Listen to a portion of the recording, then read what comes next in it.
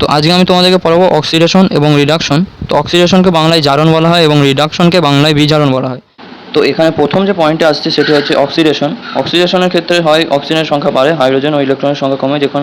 যেমন এখানে তোমরা দেখতে পাবে সোডিয়াম থেকে একটি ইলেকট্রন বেরিয়ে গিয়ে সোডিয়াম প্লাস তৈরি হয়েছে। তারপর রিডাকশন হচ্ছে মানে অক্সিজেন কমবে এবং হাইড্রোজেন ও ইলেকট্রনের সংখ্যা বাড়বে। যেমন তোমরা এখানে দেখছো সোডিয়াম প্লাসে একটি ইলেকট্রন যোগ হয়ে সোডিয়াম তৈরি হয়েছে।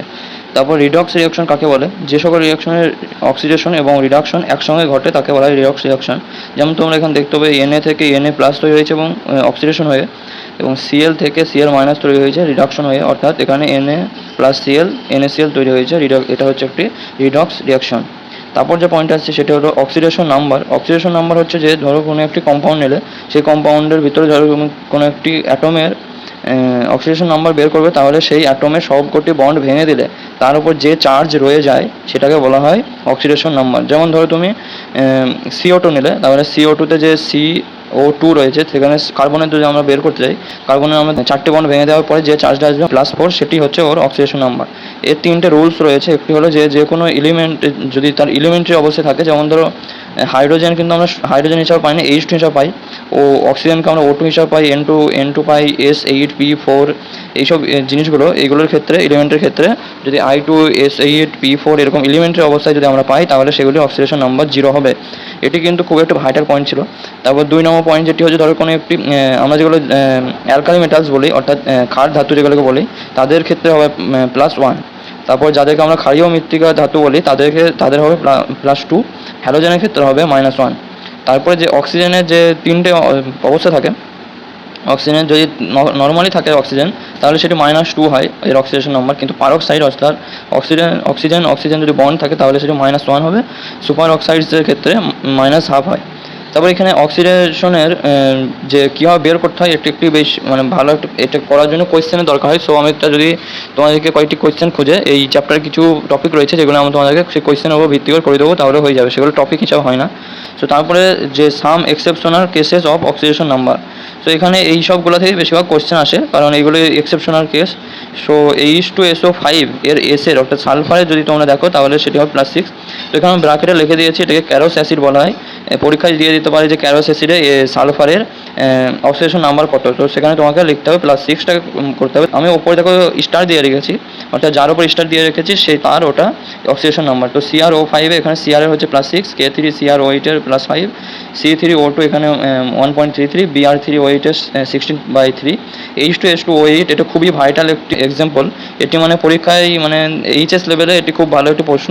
সো এটা আমি তোমাদেরকে লিখে দিয়েছি মার্শালস অ্যাসিড। তো পরীক্ষায় এইভাবে দিতে পারে যে মার্শাল অ্যাসিডের সালফারের অক্সিডেশন নাম্বার কত, তো সেখানে +6 হবে।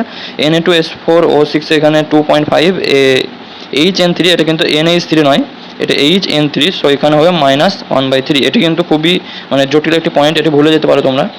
সো ভালোভাবে দেখে নাও HN3।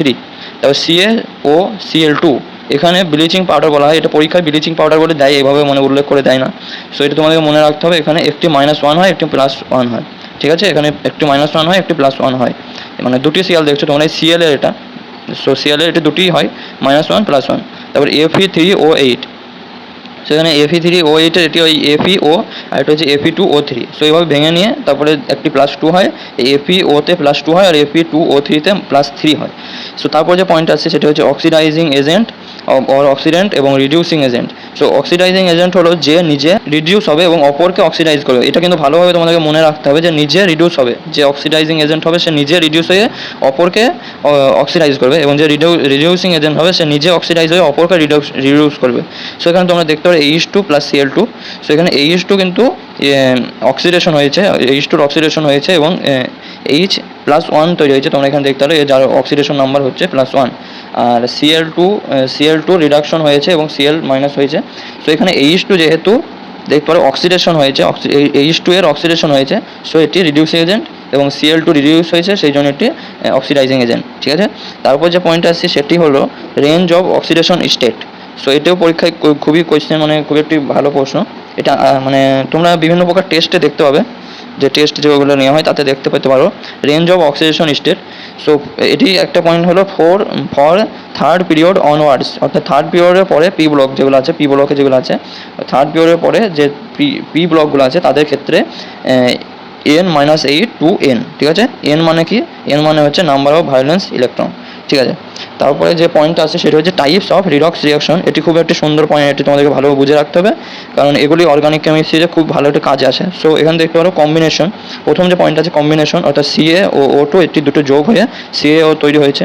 তারপর ডি কম্পোজিশন, অর্থাৎ ভেঙে যাবে HCl থেকে H2 প্লাস Cl2 তৈরি হয়েছে। তারপর ডিসপ্লেসমেন্টটা একটু জটিল জিনিস, এটা দেখতে পারো Zn এর কাছে কিন্তু কোনো কিছু নেই, কিন্তু Cu এর কাছে SO4 রয়েছে। এই Cu এর কাছে যে SO4টা আছে এটা ডিসপ্লেস হয়ে Zn এর কাছে চলে যাবে এবং Zn SO4 এবং Cu তৈরি হবে। ভালোভাবে দেখে নাও জিনিসটা, এটি হলো ডিসপ্লেসমেন্ট রিয়াকশন।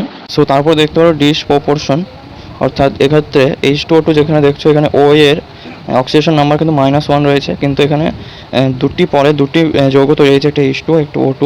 সো এখানে H2তে O এর অক্সিডেশন নাম্বার -2 এবং O2তে 0। এখানে দেখতে পারো O এর প্রথমে -1 থেকে -2 ও 0 হয়েছে, অর্থাৎ দুটি আলাদা আলাদা অক্সিডেশন নাম্বার তৈরি হয়েছে। সো এই যে রিয়াকশনটাকে বলা হয় এটিকেই বলা হয় ডিসপ্রপোর্শন। তো এটা তোমরা ভালোভাবে দেখে রাখো, এটি মানে বেশ একটি ভাইটাল রিয়াকশন। তো আমার মনে হয় তোমাদের এই ভিডিওটি খুব ভালো লেগেছে এবং এতক্ষণ সঙ্গে থাকার জন্য ধন্যবাদ। Thanks for watching.